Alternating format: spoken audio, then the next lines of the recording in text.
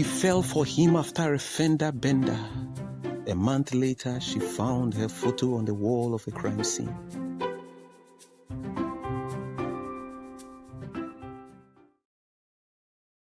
Detective Amina didn't believe in coincidences or love stories that begin with car crashes.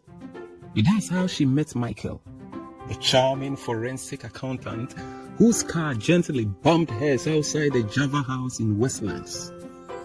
He laughed, paid for both the dent and her coffee, and over the following month slowly wrapped himself around the quiet parts of her life, the parts the city never touched, the parts that she herself had for some reason decided to even forget. Then came the case. A high-profile bank in Nairobi CBD had lost 80 million shillings overnight. No forced entry, no alert. The system had been manipulated with surgical precision. The only solid clue was a red rose sent to the bank's head of security with a note that read, "Love is just a number waiting to be subtracted." As Amina dug in, names and faces blurred. But one detail chilled her, the rose. Michael used to bring her the same kind every Wednesday.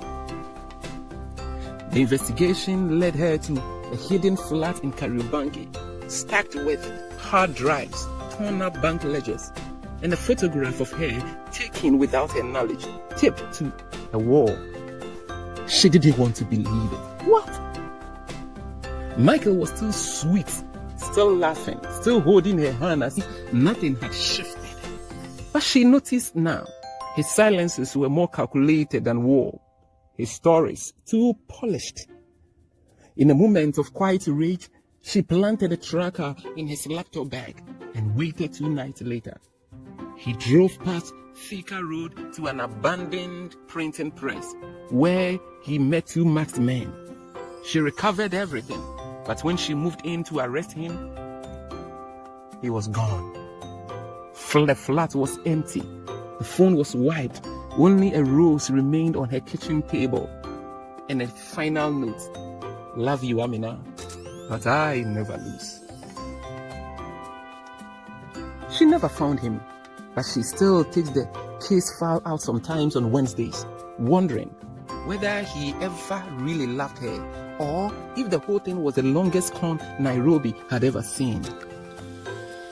And the more she thought about it, the more she was baffled.